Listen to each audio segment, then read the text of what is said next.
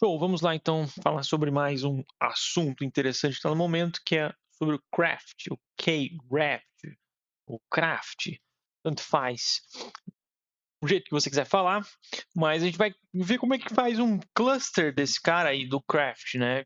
Ele, eu vi muito tutorial, algumas coisas dizendo como subir, mas só para um broker ou um controller junto, ou até dois separados, mas não um cluster assim, criando ele. Então, a gente tem aqui, vamos lá, aqui esse cara, que é a documentação oficial, a gente pode pegar como fazer. Ele já tem algumas explicações. Se você vier no cantinho aqui, ó, a gente pode achar. Cadê? Aqui. Já tá trazendo pra gente o que a gente precisa fazer e como fazer. Eu preparei já um laboratório, já deixei instalado no nosso container, dentro do Docker mesmo eu estou fazendo, tá? Eu estou criando aqui 3 containers e cada container desse meu vai ser tanto controller quanto broker, né? Mas eu vou executar serviços diferentes para simular como se fosse 3 máquinas de controller e 3 máquinas de broker, tá? Então, é, a gente vai executar os comandinhos. Eu já fiz aqui uma pré-configuração do arquivo do controller properties e do broker properties, que é os arquivinhos que eu estou usando que já tem dentro do próprio container, dentro da própria. Quando você faz o download ali do Kafka, ele já tem esses caras já de exemplo. Então, vamos usar eles, né? Não tem que por que mudar muita coisa. Olhando o arquivo de configuração do controller, tá? A gente tem aqui então o Node ID, eu já setei, e o Process Role. Você tem que definir se ele vai ser um controller ou um broker, ou como está aqui na documentação, você pode até colocar os dois como controller e broker, broker controller. Mas não é recomendado para produção, só para desenvolvimento. Você roda uma máquina e ela faz a função de tanto controller quanto o broker, tá?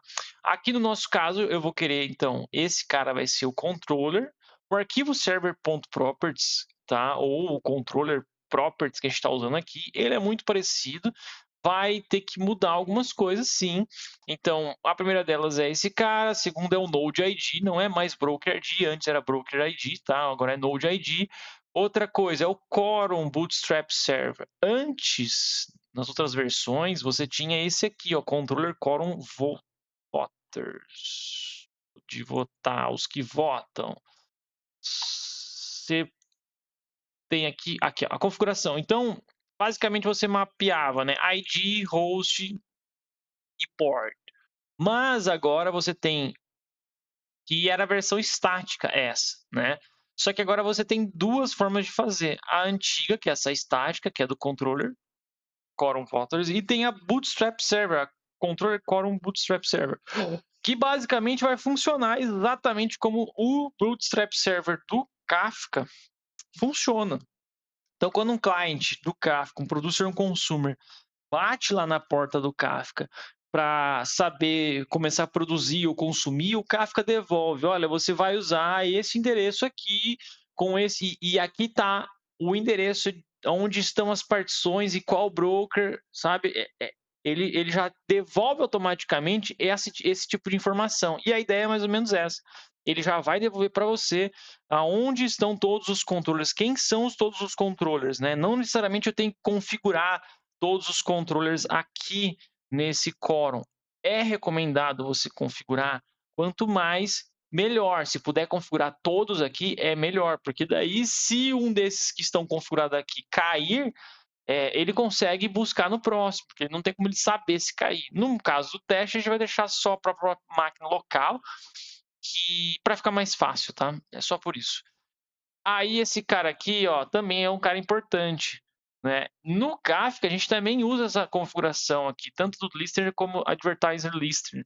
Essas duas configurações, principalmente essa daqui, você tem que ficar esperto, porque por default ele vem localhost. Se você deixar localhost, quando um controller node, um outro controller, né, um outro servidor, bater no IP desse servidor aqui ou e tentar falar com ele, ele vai devolver, olha, meu endereço é localhost. E aí ele nunca vai se, não vai se achar, não vai conseguir conectar. Então aqui é importante ser ou um hostname ou um DNS, né, alguma coisa que consiga interpretar dentro da sua rede. Outra coisa importante, o controller listener names, controller, mas você poderia pôr qualquer outro nome aqui, tá? Mas desde que você especifique. Que mais é importante? Cara, é isso, porque o resto aqui é meio configuraçãozinha padrão, mas o mais importante aqui é o básico aqui para funcionar, são esses primeiros aqui, você tem que ficar ligeiro e estar atento para não fazer errado. E aí em cada um aqui você tem que fazer o mesmo, tá? A mesma coisa para o broker properties, você tem que ter então um arquivo broker properties aqui. E aí o broker properties ele vai também mudar, que você vai colocar process rulers é broker, um node ID, então cada broker vai ter o seu próprio node ID e também quem são o core no Bootstrap, o controller core no Bootstrap server. Então você vai definir quais os endereços ali do quem que o broker tem que olhar para salvar os metadados, informações dele, certo? O resto basicamente é muito parecido, não vai mudar muito. Show! Então essa é a pré-configuração que a gente está usando. Então esse aqui vai ser do nosso controller e esse aqui vai ser do broker. Eu já deixei meio pré-configurado. Os comandos eu estou sempre salvando aqui, ó, rodando. Eu já deixei certo para que se você quiser rodar na sua máquina local e fazer os testes, você pode fazer também. Então, importante, voltando aqui na documentação, para fazer rodar esse cara, a gente poderia fazer de duas formas. A primeira delas, que ele está dizendo aqui, ó, é você criar então ele pede para você criar o random ID, tá? Eu posso formatar, você pode executar também, ele vai criar, cada vez que você executa aqui, ele cria um novo, tá vendo? É só para isso que serve esse comando. E aí você vai usar esse comando e ele vai ser o seu cluster ID. Então, agora o seu cluster ele precisa definir um ID. E por que disso? Porque ele tem uma explicação em algum local que dá da documentação, eu não lembro exatamente aonde, mas basicamente é aqui, ó, a razão. Porque antes era meio obscuro e podia dar um erro, porque isso eles faziam automaticamente por baixo dos panos ali sem a gente saber. E agora ele está dizendo, não, agora você tem que já definir o ID, cria ele, salva esse UID e usa ele para fazer o format. Então você tem que formatar a storage aqui, ó. Usar esse comando, formatar a storage. Como é que ele sabe a storage? Como assim? Como é que ele vai ver a referência? Ele vai olhar o logsdir do seu arquivo de configuração.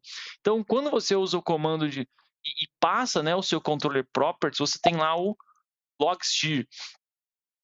Então ele vai olhar esse diretor aqui e vai usar como referência para formatar. Ah, mas ele vai formatar e vai excluir tudo? Não é bem isso.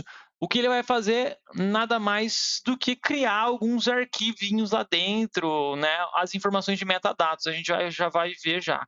Vamos executar o comando e aí você já vai entender. Então eu vou declarar a variável de ambiente. Ele já vai gerar então para mim os UIDs do meu cluster e de cada controller aqui, que é o que eu preciso, como diz a documentação. Eu vou usar esse echo só para devolver para mim o comando já certinho. Copiei aqui e basicamente vou colar e executar em cada container meu aqui. A gente poderia usar o streamz, subir automático, ou usar o próprio Docker Compose para fazer isso aqui na mão e subir, mas eu não quero esses prontos, eu quero fazer na mão, na unha, e esse é o propósito aqui, a gente tentar simular o mais próximo possível. Se você tiver que instalar do zero esse cara, ou quiser entender como realmente as coisas funcionam, né, sem pegar nada pronto. Então, e no Docker eu acho mais fácil do que ficar subindo virtual machines aqui na máquina, mais chatinho. Então, ele já fez, e aí ele está dizendo aqui, ó, foi formatado no diretório, que é o diretório onde está o logsdir configurado. E aí a gente pode entrar, então, dar um ls nesse diretório aqui, ó. Olha lá, ele criou uma pasta. Deixa eu fazer diferente aqui. Então, ele criou esse diretório aqui, que é como se fosse um tópico inicial, e algumas informações que são informações de metadata. E essa aqui acho que é a mais importante aqui para a gente, que é onde ele tem armazenado algumas infos que a gente consegue até dar uma olhada aqui, ó lá, o cluster ID e o director ID. Ou seja, cada diretório de cada broker aqui, ó, ele tem um ID. É por isso que quando a gente vai fazer o comando, ó, Kafka, eu vou pegar desse aqui, o Kafka Storage, a gente colocou o ID, o endpoint dele, da onde a gente está rodando, 9093, mas você pode pôr qualquer outra porta, tá? Isso aqui não precisa ser exatamente essa porta. E aí eu coloquei esse cara aqui na frente porque é o